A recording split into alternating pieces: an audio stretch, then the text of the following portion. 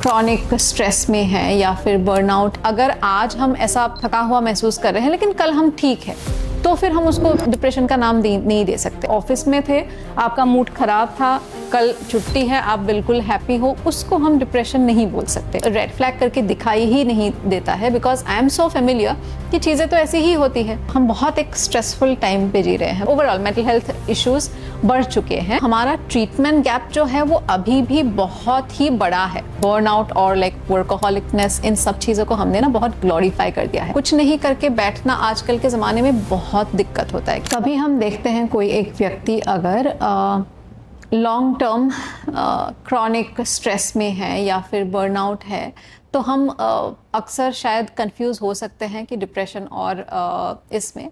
लेकिन यहाँ पे मेन हम जो एक डिमार्केशन देखते हैं वो फंक्शनैलिटी में होता है कि आपका फंक्शनलिटी ओवरऑल आपका क्या इम्पैक्ट हो रहा है, आपकी बाकी मतलब बाकी चीज़ों में क्या आपकी फंक्शनैलिटी लो हो रही है, plus the duration of the illness. हम अगर आज हम ऐसा एकदम थका हुआ महसूस कर रहे हैं लेकिन कल हम ठीक है, तो फिर हम उसको डिप्रेशन का नाम नहीं दे सकते। According to the diagnostic criterias, हर एक अलग अलग डायग्नोस्टिक क्राइटेरियाज में एक टाइम दिया गया है। जैसे कि हम DSM के हिसाब से 15 दिन का एक पीरियड देखते हैं जहाँ पे कंसिस्टेंट लो मूड रहा है, कंसिस्टेंट मे बी स्लीप और other things can get disturbed, तो उस हिसाब से फिर हम उसको डिप्रेशन बोल सकते हैं। मान लीजिए आज आप ऑफिस में थे, आपका मूड खराब था, कल छुट्टी है, आप बिल्कुल हैप्पी हो, उसको हम डिप्रेशन नहीं बोल सकते।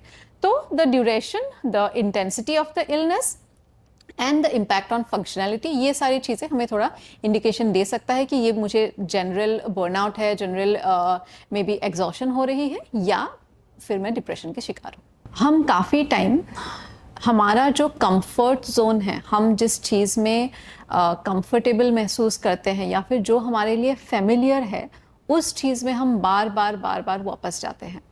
तो वो सेम पैटर्न हम रिलेशनशिप में भी देख सकते हैं कि I have dated this X type of personality before. There is a tendency that I may choose my next partner also who has similar traits. Now again उसमें क्या होता है कि वो familiarity वाली चीज़ आ जाती है कि मैं इस चीज़ से ही familiar हूँ। शायद मुझे जो टॉक्सिसिटी कोट अनकोट जो हम अभी कॉमनली यूज़ करते हैं, शायद वो चीज़ मुझे वहाँ पे रेड फ्लैग करके दिखाई ही नहीं देता है, because I am so familiar कि चीज़ें तो ऐसी ही होती है। So I keep on going back to the same pattern again and again. हम overall as a society itself we have to admit कि ये हम बहुत एक स्ट्रेसफुल टाइम पे जी रहे हैं। मल्टीपल स्ट्रेसेस, वो घर के स्ट्रेसेस हो सकते हैं, वो मल्टीपल स्ट्रेसेस आ सकते हैं। एंड ओवरऑल जो एंजाइटी एंड डिप्रेसिव केसेस है वो देखा गया है कि since pandemic it has gone even up. मतलब जो हम पेंडेमिक से पहले नंबर थी उससे बहुत ज़्यादा पेंडेमिक के बाद वो नंबर बढ़ गई है। तो ओवरऑल अगर देखा जाए तो डिप्रेशन एंड एंजाइटी केसेस या फिर ओवरऑल मेंटल हेल्थ इश्यूज बढ़ चुके हैं। एक तो ये चीज़ है कि वैसे भी नंबर्स बढ़ रहे हैं। दूसरी चीज़ ये है कि ऐसा नहीं था, पहले ज़माने में मेंटल इलनेस थी नहीं, वो अभी नया चीज़ है जो कि आ रहा है। हमारे प्रैक्टिकली अगर देखा जाए, there is 1 psychiatrist in 4 lakh people. तो मतलब हमारा ट्रीटमेंट गैप जो है वो अभी भी बहुत ही बड़ा है। तो same goes for psychologist as well.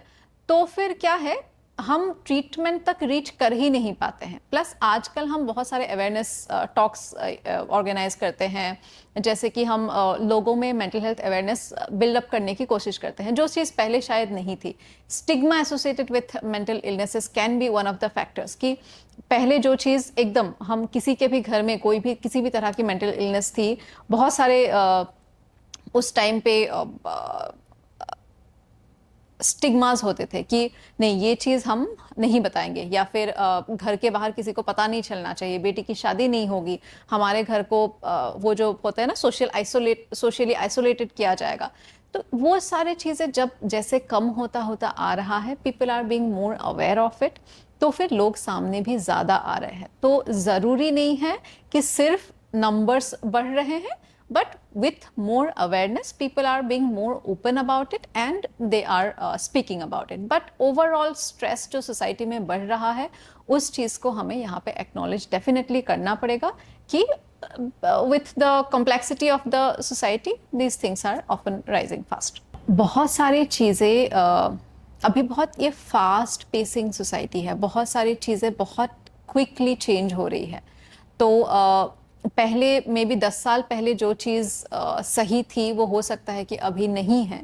तो अभी क्या हो रहा है कि हमारे मे बी जस्ट अभी जो जेन जी जनरेशन है हो सकता है कि जब हमें एक मे बी क्विक फिक्स की आदत थी or maybe there has been a lot of things which has been provided to us, तो उसके वजह से we are not very, मतलब I'm not saying this is for one particular generation, लेकिन अगर किसी को भी आप अगर खुद का स्ट्रगल नहीं करोगे and if you feel कि things has been handed over to you, तो हम उससे जूझने वाली क्षमता सीखते नहीं हैं।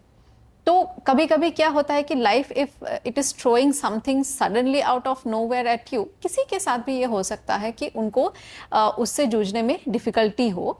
और अगर आप वेल इक्विप्ड नहीं हैं, रेजिलियंस जो कि अगर हम इनफ बिल्डअप नहीं करते हैं, तो फिर डेफिनेटली ऐसे अगर हमें सिचुएशन हमें फेस करना हो तो फिर उसमें हम प्रॉब्लम फेस कर सकते हैं। पिछले कुछ सालों में हमने वर्क को ग्लोरीफाई किया है, वर्क प्लस बर्नआउट और लाइक वर्कहोलिकनेस, इन सब चीज़ों को हमने ना बहुत ग्लोरीफाई कर दिया है कि आप अगर बिजी हो तो ही आप सक्सेसफुल हो, या फिर आपको ऑल द टाइम आपको दिखाना है कि मैं कुछ ना कुछ कर रहा हूँ। तो इस चीज़ में फिर हमारे दिमाग ने ये एक शायद कंडीशनिंग ले लिया है कि I have to do something और द अदर कंस्टेंटली, नहीं तो I will be maybe labeled as or I will be seen as somebody who is not productive, who is not successful। और हमने अगर इस चीज़ को हम सालों से करते आ रहे हैं, मतलब दिमाग आपका ऑल द टाइम फूड मांग रहा है कि मुझे कुछ ना कुछ तो स्टिमुलेशन दो। अब वो सेम स्टिमुलेशन कभी कभी होता है कि हम अगर कुछ नहीं करके बैठना, आजकल के ज़माने में बहुत दिक्कत होता है कि हम कुछ नहीं तो सिर्फ स्क्रीन भी चाहिए, so that we are giving some food to the brain.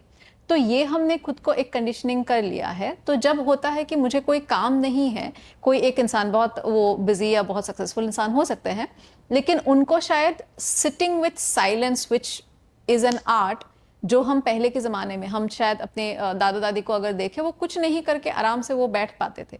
लेकिन अभी हमने खुद को कंडीशन ऐसे कर लिया है कि कुछ ना कुछ we need constantly, we need some food for our brain. तो फिर मुझे रेस्ट लेना, एक तो मुझे लगता है कि ये बस it's a wastage of time, but resting is never a wastage of time. You are rebooting, you are rejuvenating. आप अपने दिमाग को टाइम दे रहे हो कि वो हील हो, वो रेस्ट ले, ताकि आप और प्रोडक्टिविटी से कल काम कर पाए। So please take rest, this is something which is very important, it is definitely not wastage of time.